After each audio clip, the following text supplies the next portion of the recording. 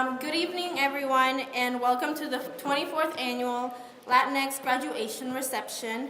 My name is Monica Paricio Ruiz. I am a junior in majoring in Spanish and Foreign Education. I'm honored to be your Master of Ceremonies tonight. As we begin tonight's celebration, let's have a round of applause for Miv McGonigal for providing our reception music today.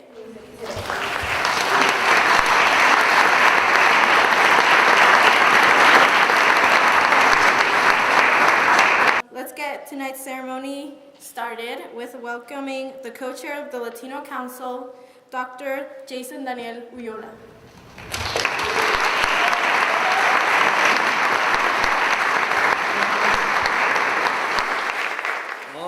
All right. Thank you, Monica, for being our MC this evening. Doing super.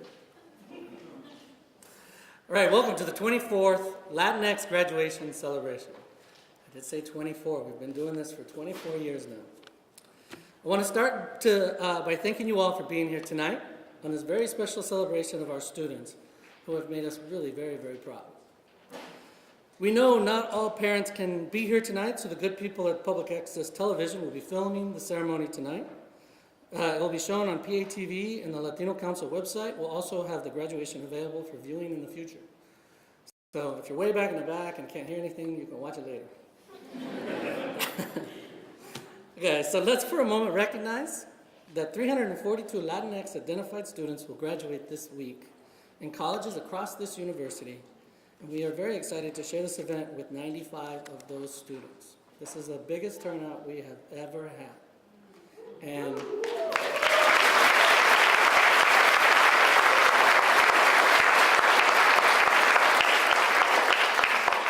And for it to go as smoothly as it has is a testament to, I don't know. So before launching into the rest of the evening, I want to take a moment to thank all of our sponsors that have made this celebration possible. First, the Multicultural and International Student Support and Engagement represented by Tab Wiggins. Tab, you're here, right? All right.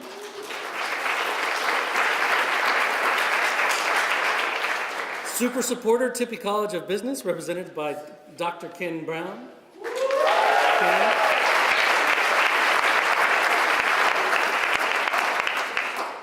LULAC 308 for your cool little pins that you'll get.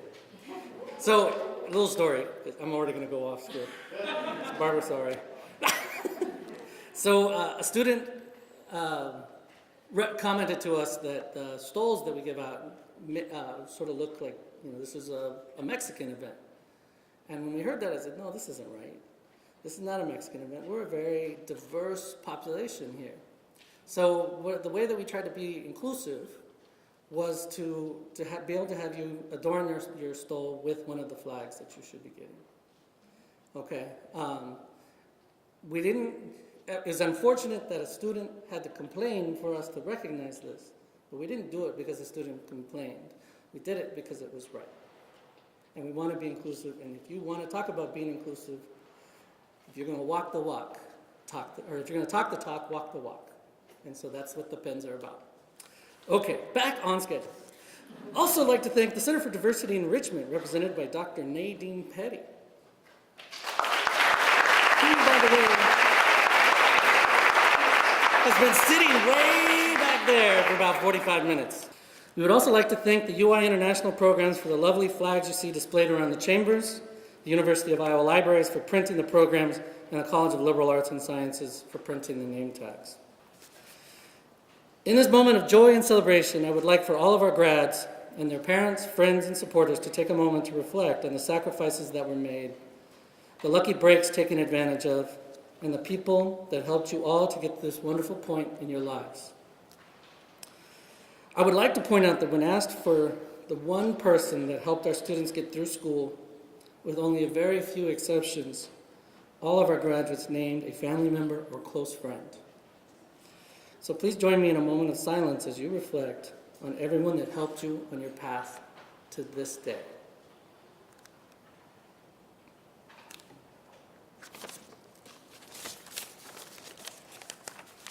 Okay. Next, I want to say a bit about the students that we have here tonight. We asked each of them to answer several questions as part of their registration. From this, we can say that our students are nearly all, or about 74%, children of immigrants. In other words, the original dreamers. From Mexico, Puerto Rico, Bolivia, Brazil, Colombia, the Dominican Republic, El Salvador, Guatemala, Guyana, Honduras, Nicaragua, Peru, Jamaica, Germany. We also have some original dreamers as immigrants from Mexico, Puerto Rico, Brazil, Colombia, and Poland. So there are a number of reasons that I want to point these demographics out. One, we're a diverse community that share common challenges, goals, and dreams. That despite the challenges that our communities face, we can and do succeed and excel, often in the face of great adversity and racism. 3, that Latinx people have a place in the success or failure of this state and this country. And that when we are allowed to reach our potential, we can and will be a part of bringing our towns, this state, and this country to greatness. But if we continue on this path in which our community and people are vilified and scapegoated, we will succeed despite the machinations of those currently in power. Because that's what we do. Because immigrants get the job done.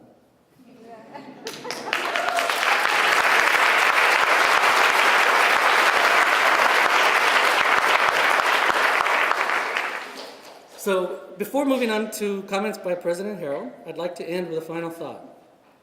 In this, the 24th LatinX Graduation Celebration, I would like to acknowledge the UI Latinx Council, past, present, and future. Authoring this event has always been a labor of love for the Council, which requires a great deal of planning, raising money, and negotiating with organizations and people across campus. In all these years, we've only dropped the ball once, and once was enough. This event has gained in popularity over the last few years, mostly due to the tireless efforts of a few core members of the Council. So please, can the Planning Committee please stand to be recognized?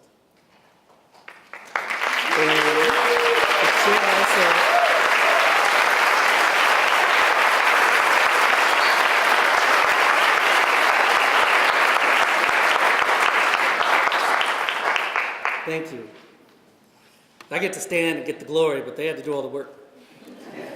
It's the life of a chair. So why do we do this? Why do we do this event? Certainly we love to share this event with you all and your family and friends.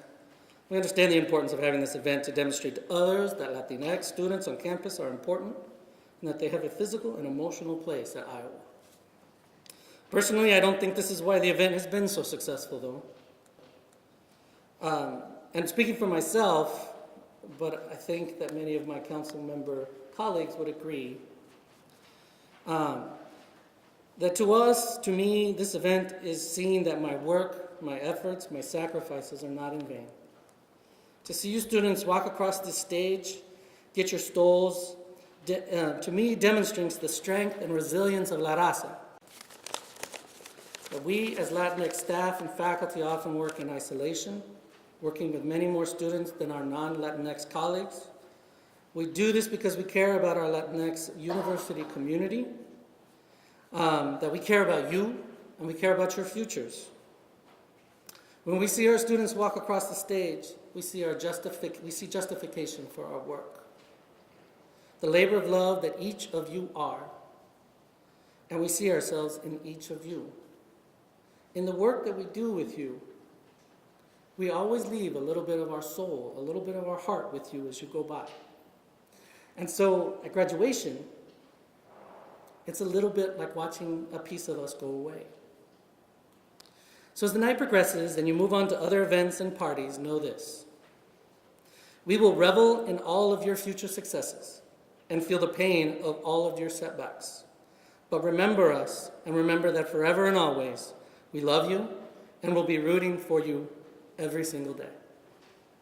Thank you. Turn the podium over to President Harrell. Wow. Thank you all for coming. Last night in this very room, we had another important ceremony. One of the speakers talked about finding her true self. And it got me thinking about things. And you've gone through quite an experience over the last several years here at the university. You've learned, hopefully, a lot. But most importantly, I hope you've found your true self. It got me thinking about Sandra Cisneros, who many of you probably know, have heard of her. A pretty important, actually, alumna of this institution. She was part of our writer's workshop for a number of years. She actually wrote The House on Mango Street. And she, in an interview, she came back to campus. Last September. First time she'd been back in a long, long time. She spoke to a number of us. And one of the questions she was asked is, how did she find herself in the writing, and what's the process? And I quote from something she said. She said, "First I have to understand what my strengths and limitations are. And then I work from that true place." In some ways, you can find in The House on Mango Street another quote from Sandra. It says, "You can't erase who you are. You can't erase what you know." Her heroine, Esperanza, in that novel says, "One day I'll own my own house, but I won't forget who I am or where I came from."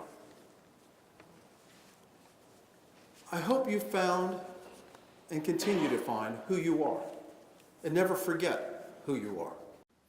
There are several things in life people can never take away from you. One is who you are. Be yourself. Secondly, always remember, as Jason said, those who got you here. Your family, your friends, your mentors here on campus, your instructors. If you start ticking them off, I think you're going to find a pretty broad support system. Thank them, hug them in the next few days as you see them.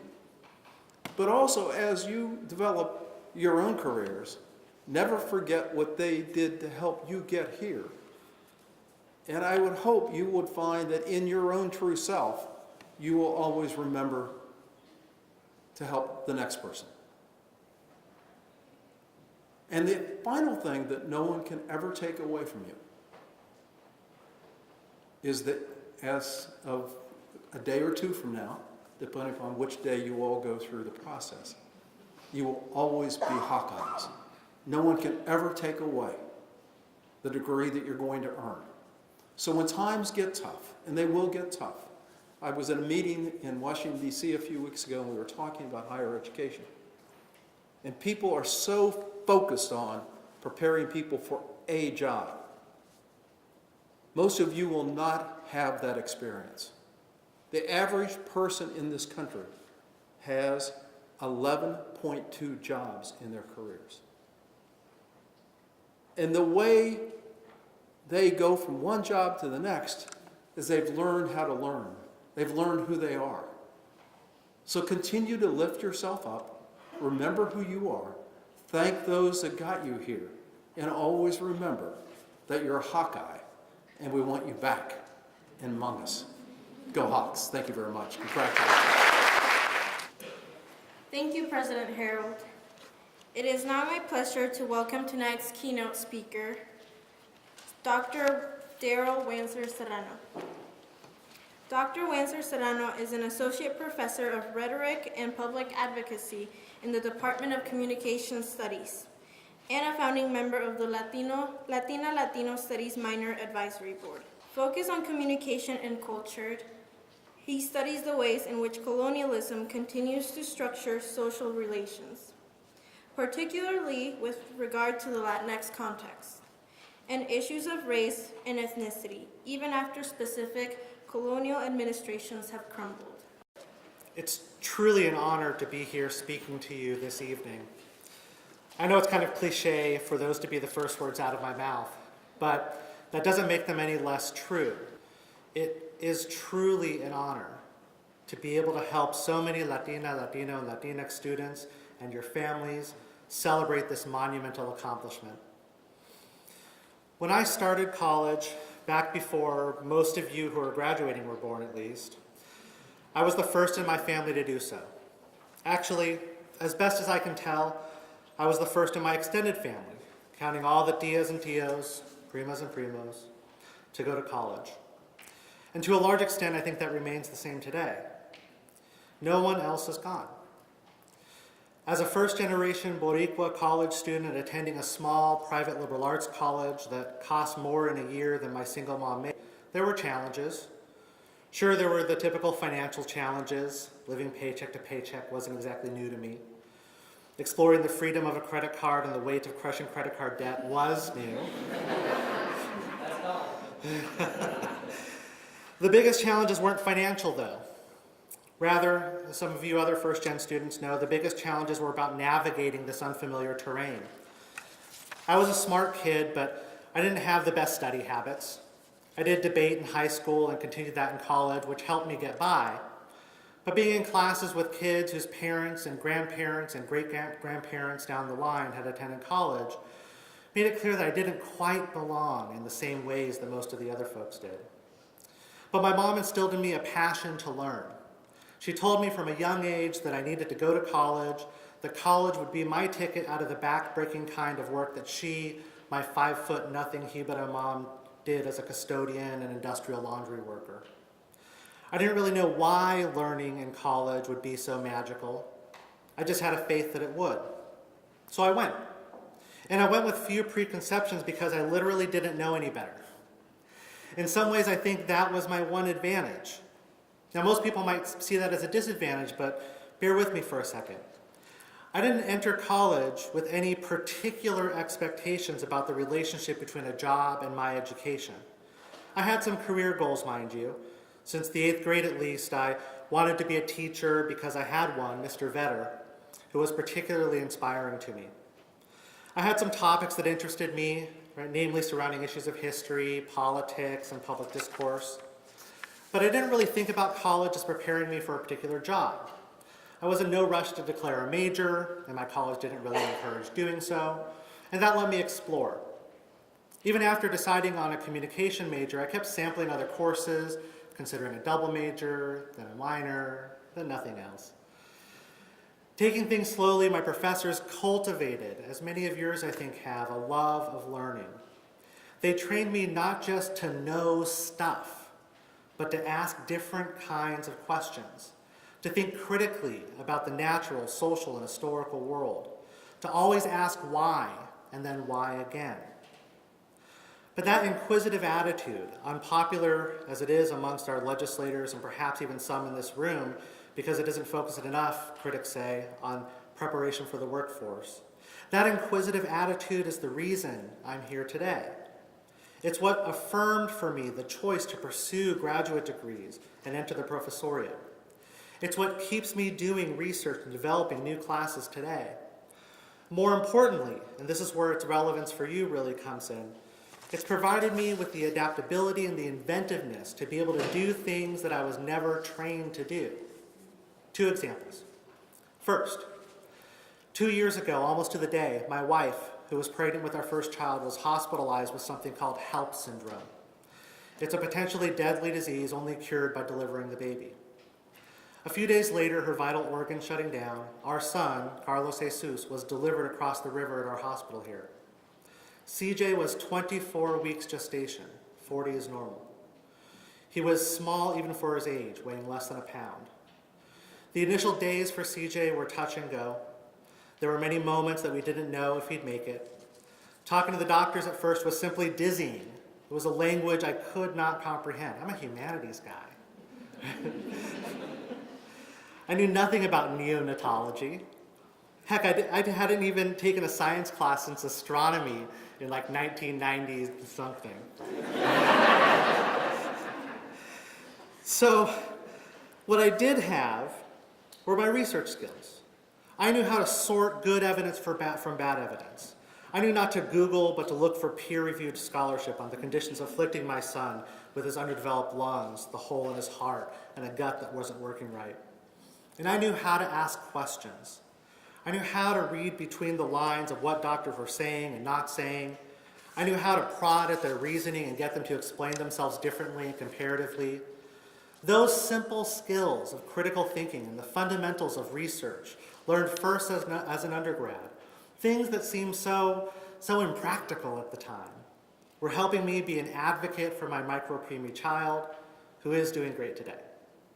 Second, I came to my dissertation topic very late in my graduate schooling. It wasn't until what was supposed to be my final semester of my education that a professor finally provided me the space and encouragement to research something having to do with my Puerto Rican heritage. But after I got my PhD and I was gainfully employed, I was kind of stuck. I loved the topic of my big research program, the New York Young Lords, kind of like the New York version of the Black Panthers. But the perspectives of my home discipline of rhetorical studies were kind of holding me back. Rooted in Northern, Western, and white logics, they couldn't help me explain why and how the young lords were so important. So, returning to the fundamentals that I was introduced to as an undergrad, I questioned and prodded and questioned some more, all of which helped me to approach the situation from a different angle. It helped me adapt, think outside the box, and start rewriting the rules of the game in my field. As you prepare to graduate from the University of Iowa, I can promise you 4 things. First, and this is kind of a no-risk promise on my part, your family and friends are incredibly proud of you, and I hope that you're proud of yourselves. It is likely that many people with whom you began your education in Iowa aren't going to be walking across the stage in the coming days. The sad fact of the matter is that Latina and Latino students graduate at lower rates than their peers because the deck has been stacked against us. Second, there's a pretty good chance that whatever job you think you're prepared for, you're actually not. And that's fine. Actually, that's a good thing. Right? That's to be expected. With the exception of some professional fields, there's no way to adequately prepare you within the confines of this or any university for whatever specific job or graduate program you're going into. The things you've learned over the last 4 or 5 or 6 years are only part of the reason you've been here. Those things are prerequisites for your work. They're prerequisites for your life out in the world as a member of a community. But what you actually do is in many ways yet to be learned, which leads me to 3. You are ready for whatever lies ahead. Your education may have helped you learn some things, but more importantly, it has prepared you to learn anything. Your education has taught you the background knowledge needed to start a job or go to graduate school or become an entrepreneur, but more importantly, it has taught you how to think, how to ask questions, how to tackle complex problems, how to creatively and collaboratively approach difficult issues, how to think outside the box in your places of work and the communities you hold dear. That knowledge, that ability to think critically about your conditions and to tackle the pressing problems of your lived spaces is what has transformed the Iowa community in my short time here. 4 years ago, for example, either right before or right after most of you started here at the University of Iowa, the university approved the Latino Studies minor. It was 2014. We were the last school in the Big Ten with such a program. The Latinx population in Iowa increased more than 120% between the year 2000 and 2016, comprising today about 5.8% of the state's population. From my first year here in 2012 to now, the number of Latino, and Latinx students at Iowa has more than doubled as well. Despite those trends, the university wasn't acting. It wasn't until people in this room and people who came the year before you stood up, spoke out, and pressured the administration to change that Latino studies became a reality. Some of you benefited from that through courses and the new minor. Some of you benefited from the sense of community that such activism sparked. But all of you, regardless of your connection to that specific program, are part of something special. All of you, in your accomplishment here at the end of your bachelor's degree, have set an example for future generations of Iowa students, for your siblings and your primos, for the kid down the block who sees what you've been able to do for yourself and for each other. And when you formally graduate from Iowa over the coming days and start new chapters in your lives, keep thinking, keep critically engaging your world, keep pressing for answers to the why that has animated so much of your education here. Jobs come and go, careers change, but your Iowa education lasts a lifetime. It gives you the agency to do more than you could ever imagine, which leads me to my fourth and final promise. You will accomplish a lot. You may not all become millionaires, but if you do, please keep us in mind. And it may not seem like you're accomplishing a lot at first, but for some of you, your very presence in fields where Latinas and Latinos are underrepresented will be transformative. But it's your leadership, your inventiveness, and your critical abilities, the things you've been struggling around and habits you've been cultivating for the last 4 or 5 years that will leave a lasting mark. Be the best version of you that you can. Strive for excellence. Go show the world why it's great to be a Latinx Hawkeye. Congratulations to all of you on your accomplishments now and yet to come. Go Hawks. Thank you, Dr. Winsor Serrano. It is now time to recognize our graduates. Latino Council member Dr. Maria Bruno will be joining me on stage to read the names of the graduates. As your name is called, come on stage to receive your certificate and stole from members of the Latino Council. All right, so it's Lydia Marie Aaron, Bachelor of Arts in Health and Human Physiology and a minor in Psychology.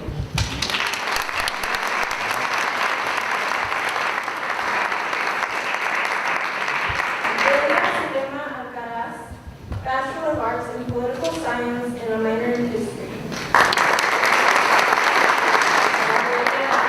Bachelor of Fine Arts in Dance.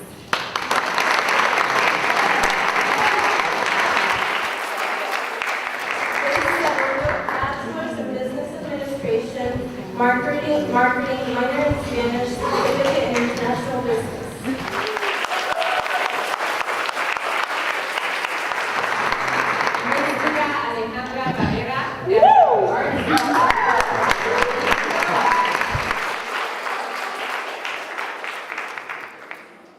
Leslie Carrillo Science, Postbachelor Research and Postbachelor Research Program.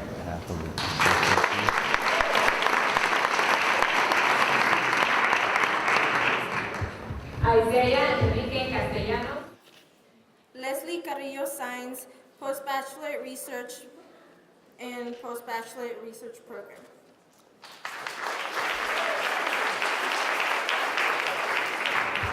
Isaiah Enrique Castellanos, Bachelor in Science and Biology.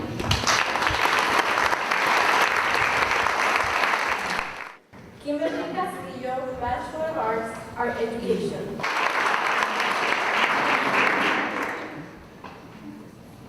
Idaris Marie Sedna, Bachelor of Arts, Global Health Studies and a minor in German. Daisy Cuate, Bachelor of Arts, Health and Human Physiology, minor in Spanish. Mayra Corona, Bachelor of Science and Engineering, Civil Engineering.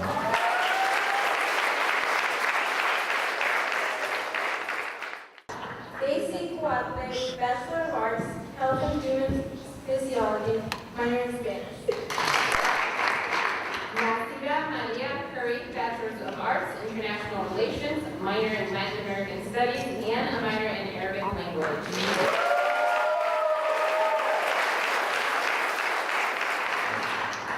Abimael Cruz III, Bachelor of Science in Sport and Recreational Management, Event Planning Certificate.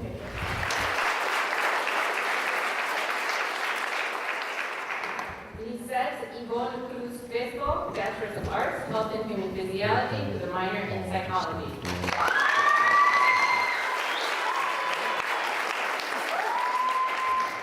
Yasmin Azucena de Anda, Bachelor of Arts in Linguistics. María Cristina Cruz Saavedra, Vega, Bachelor's of Arts, Journalism and Mass Communication, and Political Science. Yasmin Azucena de Anda, Bachelor of Arts in Linguistics.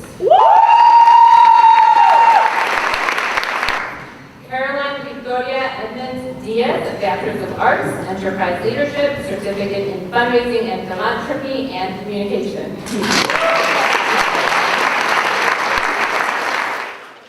Ida Eggers, Business Administration, Management, minor in Psychology.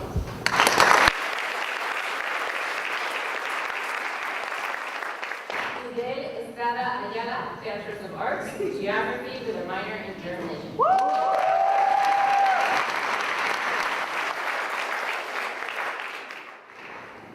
Viridiana Estudillo Gil, Bachelor of Arts, Social Work, and a minor in Spanish.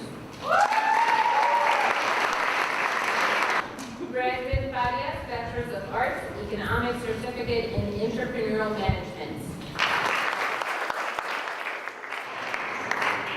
Alejandra Flores, Bachelor of Business Administration, Marketing Analytics.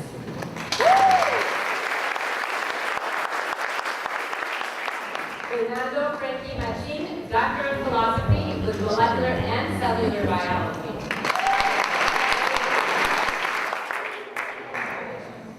Alicia Freiberg, Bachelor of Science, Nursing. Emilia Garcia, Bachelor's of Arts with Mathematics and a minor in Spanish.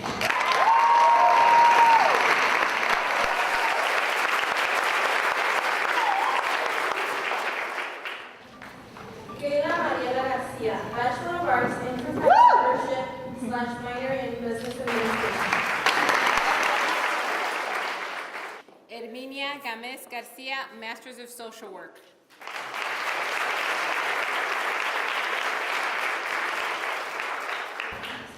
Cindy Carolina Garcia, Bachelor of Arts, Journalism and Mass Communication, History, Certificate in Fundraising and Philanthropy Communication.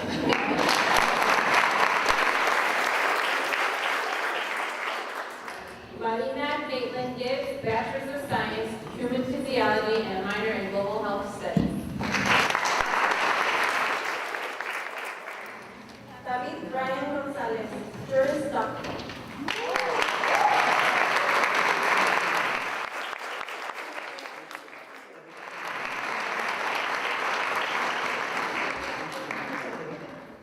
Jennifer Kimberly Gonzalez, a Bachelor's of Science in Athletic Training and a minor in Psychology.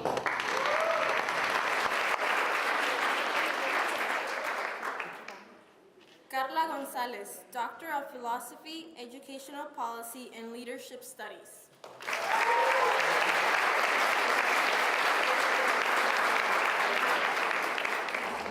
Gerardo Guerrero Segura, Bachelor's of Science in Nursing.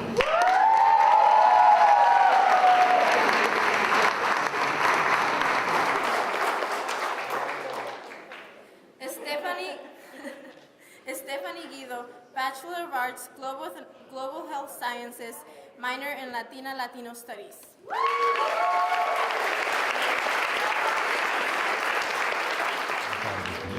Rita Marie Guzman,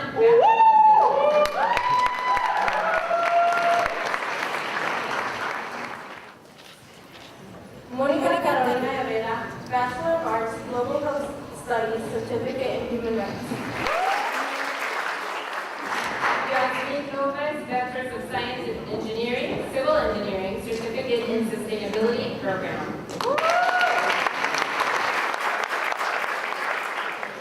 Maritza Lopez Campos, Bachelor of Arts, Social Work, minor in Human Relations, and Certificate in Critical Cultural Competence.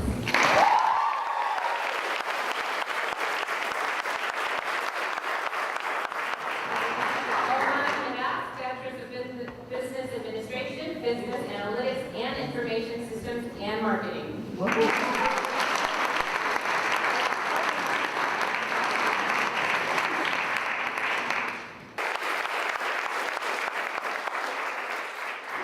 Luis Moncada Cardona, Bachelor's of Science in Engineering, Mechanical Engineering, and a minor in Mathematics.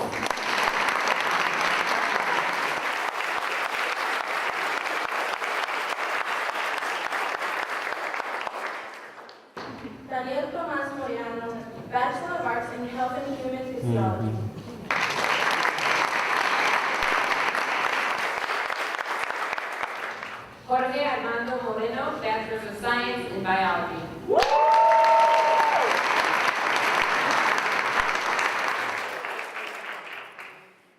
Abigail May Morris, Bachelor of Arts, Spanish, Informatics, and minor in Psychology. Abigail May Morris, Bachelor of Arts, Spanish, Informatics, and minor in Psychology.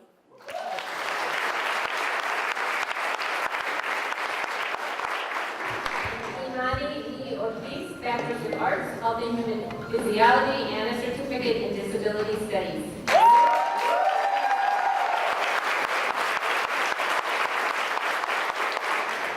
Ana Laura Osorio, Bachelor of Arts, Elementary Education.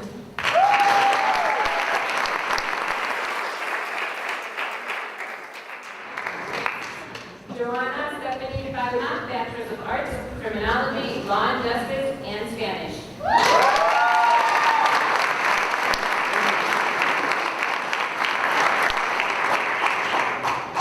Samaria Janet Parada, Bachelor of Arts, Enterprise Leadership, minor in Spanish, minor in Latino Studies. Cristina Perez, Bachelor's of Arts, Health and Human Physiology, minor in Latina Studies. Prisma Samantha Blanchard, Master of Arts, Education Policy and Leadership Studies.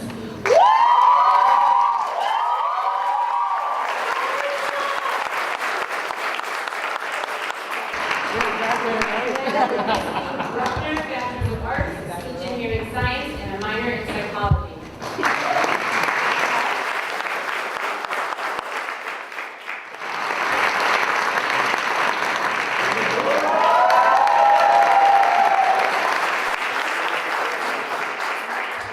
Lydia Vanessa Villalpando, Bachelor's of Science in Human Physiology, Spanish minor, Chemistry minor, and graduating with honors. Catherine Liliana Vega, Bachelor of Arts, Journalism and Mass Communication, minor in Spanish and minor in Communication Studies.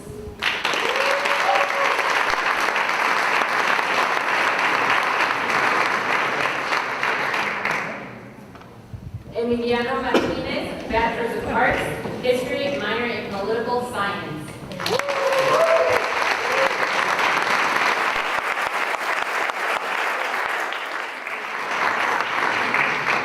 Selena Larios, Bachelor of Arts, Spanish.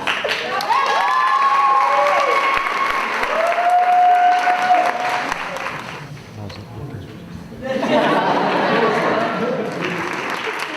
Sanchez, Bachelor's of Arts, Journalism and Mass Communication, Certificate in Human Rights.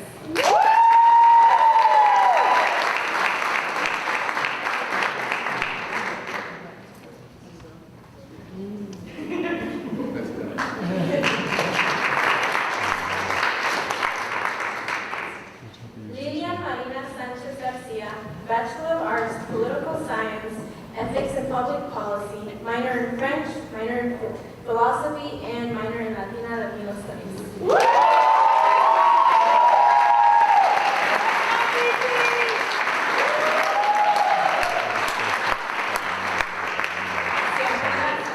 Santana, Bachelor's of Arts, Health and Human Physiology, minor in Gender Health and Healthcare Equity.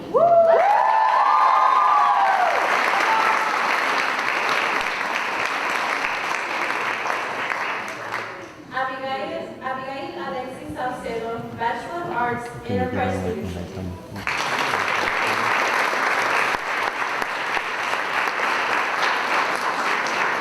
Emily Segura, Bachelor's of Arts, Interdepartmental Studies, Certificate in Disability Studies as well.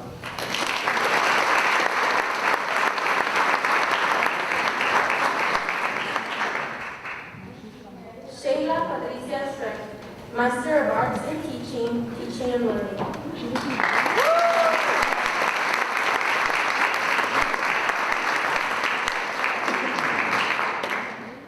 Michael Anthony Suarez, Bachelor's of Business Administration, Business Analytics and Information Systems, and a minor in Spanish.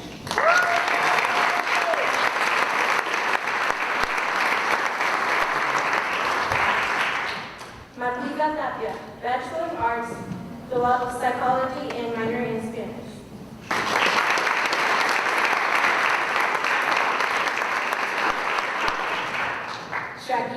Marie Valcarce Gonzalez, Bachelor of Arts in Spanish.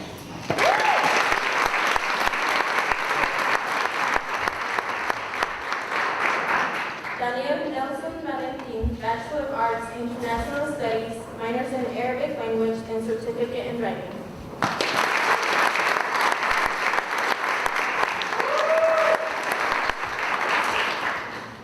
Consuelo Valladolid, Bachelor of Science, Human Physiology, Microbiology, and a minor in Chemistry.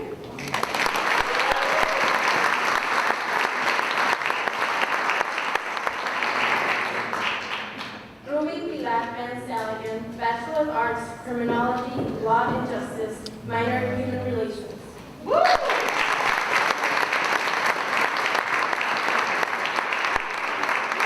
Sarah Lauren Nguyen, Bachelor of Arts, Health and Human Physiology, Spanish, Certificate in Entrepreneurial Management.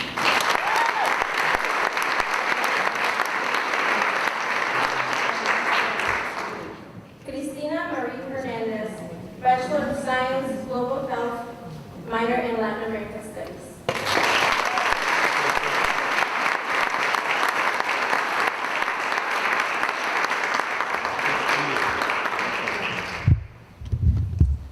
Congratulations to all of our graduates. Let's give them another round of applause.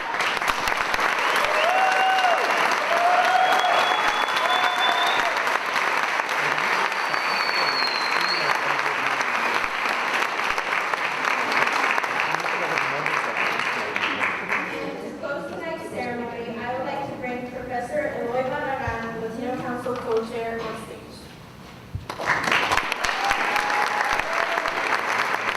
Estamos in America, we have to speak Spanish. Okay? So congratulations to all our grads and to our parents for their love and support. I encourage you to, if you're all of you, if you're interested in a Latino Council, to visit the website and come to our events and to our meetings. Our community is stronger if we are together. Sí, nuestra comunidad se hace más fuerte si estamos juntos. And finally, please give a round of applause to our MC, to the wonderful Monica.